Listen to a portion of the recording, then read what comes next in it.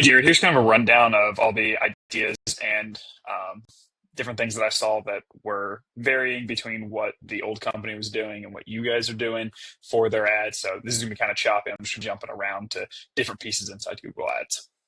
So first thing I'm going to recommend is that if you guys do decide to keep running ads for them for the Performance Max campaigns, going in and excluding the parked domains. This is a huge source of spam for most Performance Max campaigns, and I'll show you all the spam that I found from their Performance Max campaigns.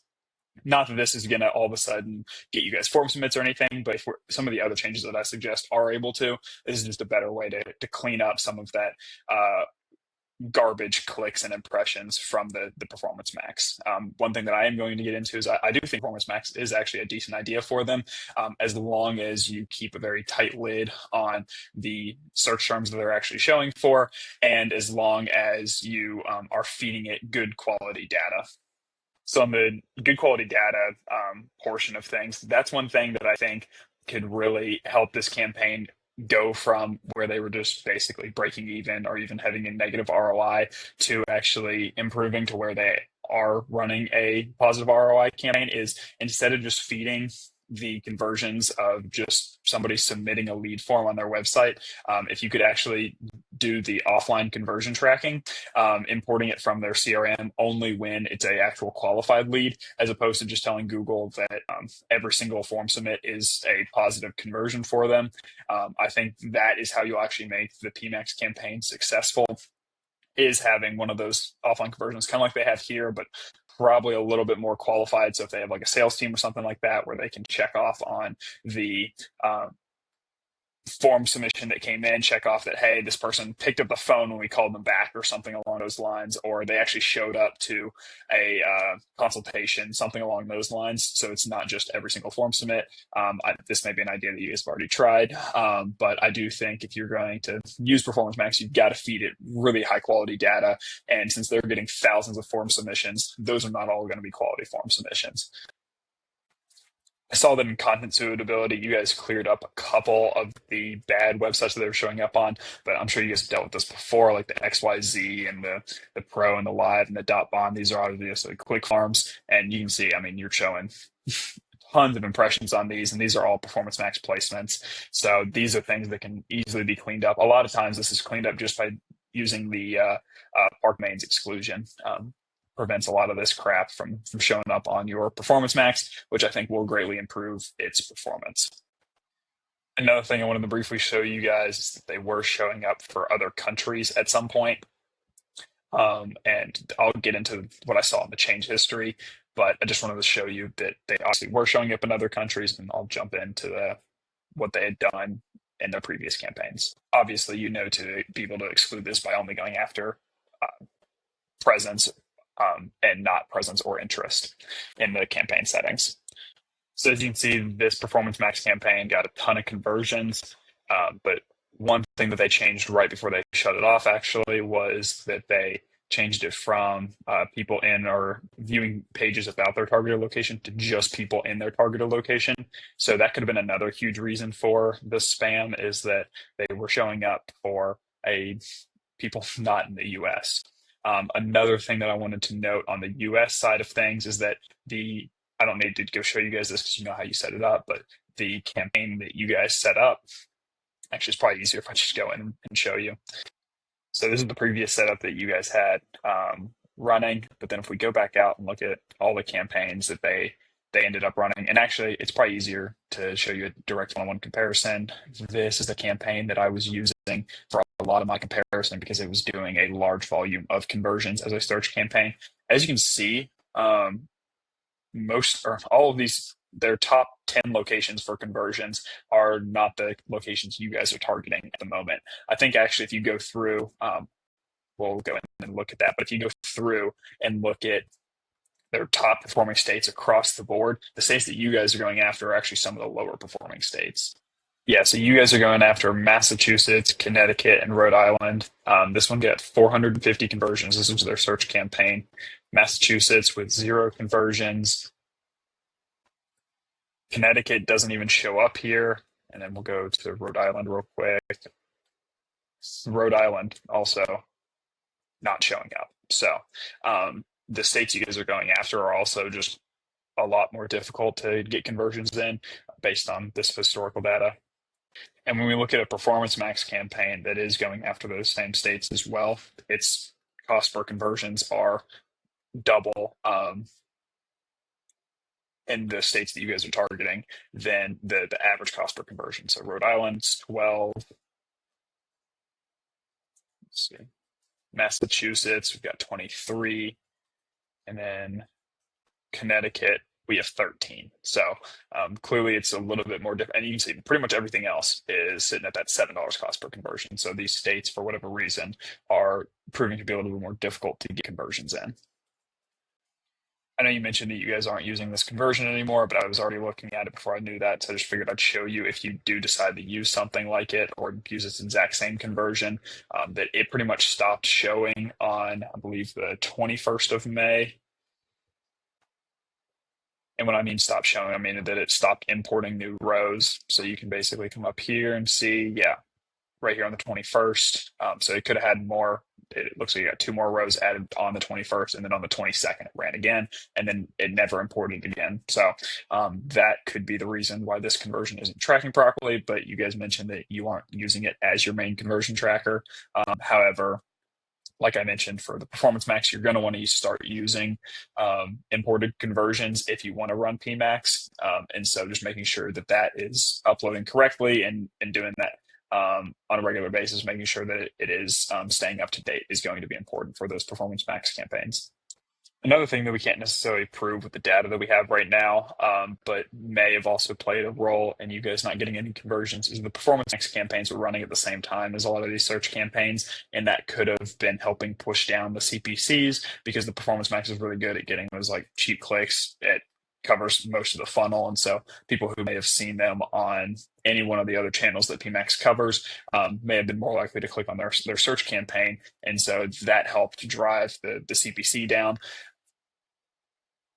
However, like I mentioned, can't necessarily prove that with the numbers we have here. I've just seen that happen in other campaigns that I've audited and managed. So that may be something worth considering, is that since you guys aren't running PMax right now, that it isn't helping in the regard to your really high CPCs. Diving into the keywords that you were using in the previous setup, obviously you guys tried broad match at a certain point. I just don't have the date set correctly right here. um, and you paused it because it got high CPCs or whatever. But obviously, what they did beforehand, if we just jump over that real quick, is that they were using broad match and they were using the maximize conversions. I also saw in your change history that you guys started in max conversions, but you started at max conversions with a target CPA of $40, whereas they started right out the gate with a target CPA of $5. So that may have forced Google to go after really cheap clicks, and that's why they were getting such a high quantity of form submissions. Once again, can't guarantee that, obviously, but that is a clear difference between y'all's campaigns. Another thing that I saw was the landing page score and your overall quality score versus their overall quality score was shockingly different. So you can see here that their historical one, 10 out of 10 is pretty much across the board. Their landing page experience, a big thing here is that was above average, whereas the landing page that you guys are using, if you come over here, is all below average. You guys have a couple of like above average ad relevances, which makes sense because you guys basically copied the same copy from the previous campaign. But the big thing is that landing page is hurting your quality score, which could potentially also be boosting your CPC because Google doesn't think your ads are as relevant as some of your other competitors. So this was just like a really shocking difference between the two. I'm kind of shocked that it's even that wide of a gap, or that the ads before you were considered to be that perfect. And obviously Google, this isn't necessarily like a make or break factor for any campaign. You can have a quality score of 1 and still have a good campaign. But I just figured I'd mention it because I saw it and that it's a very clear difference between your two campaigns, and worth considering if you're going to keep running ads for them. Another difference that I noticed between y'all's campaign and the campaign that we're running is you guys had negative keyword lists added. Not to say that this is necessarily a bad thing to do. Obviously, like adding some of those negative keywords that you guys added are clearly a good thing to do because some of them just obviously would never be relevant.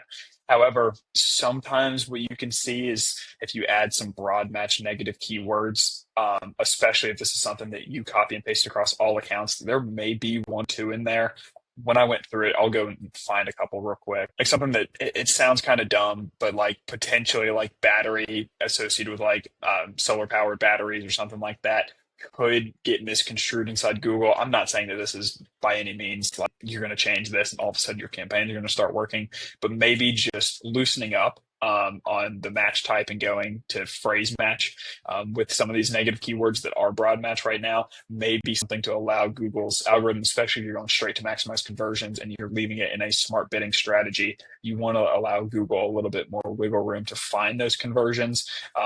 However, like I mentioned, I don't necessarily think that this is the factor that caused your campaign not to work. It's just it is a difference between your current campaign and their current or their previous campaign. And so why not try to remove as many factors that could potentially have caused such a wide discrepancy, especially considering there were thousands of form submissions from their campaigns and one from yours.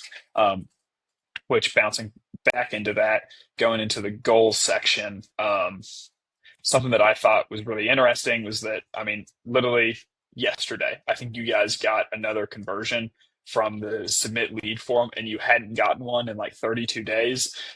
So I'm not sure if you guys changed anything on your end to all of a sudden get a conversion. I went into Google Tag Manager, didn't see any changes in Google Tag Manager, but I wanted to know if there was potentially a change that you guys made that would have caused them to all of a sudden get a conversion from one of your ads, and if that was anything relevant to some advice that I can give you.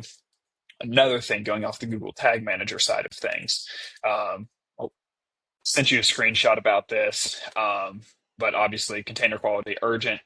I'm wondering if there's a possibility that because users are sending them to a different landing page, you aren't tracking conversions on that landing page. That also doesn't sound completely correct because I'm like, you still wouldn't see that wouldn't necessarily explain why you have $18 CPCs versus their 80-cent CPCs.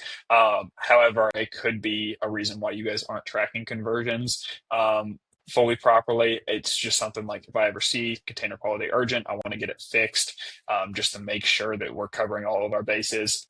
And that's another thing that I would mention changing is like go back to their old landing page for the ads that you guys are currently running. Try to make just literally an exact copy of the campaign that they were running previously and then optimize on top of that as opposed to trying to use some of the stuff that they set up previously and optimizing before you let it run the exact same way they had it running before so you can at least get some conversions, some momentum in the account, and then you guys clearly know a little bit more about like setting up and doing things properly than the old agency, and so you can build on top of those campaigns that they had that were at least getting conversions, and then you guys can do your optimizations to improve the quality of those conversions, etc.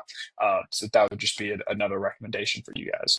Going back to the Google Ads side of things, I also was wondering like why you guys had decided to go after those specific states. I understand that maybe the business owner told you guys that they only care about conversions in those states and not really anything you can do about that. But if you have the ability to go after the entire US, like I mentioned previously, I would definitely recommend doing that just because the more people you can go after, the lower CPCs you're probably going to have.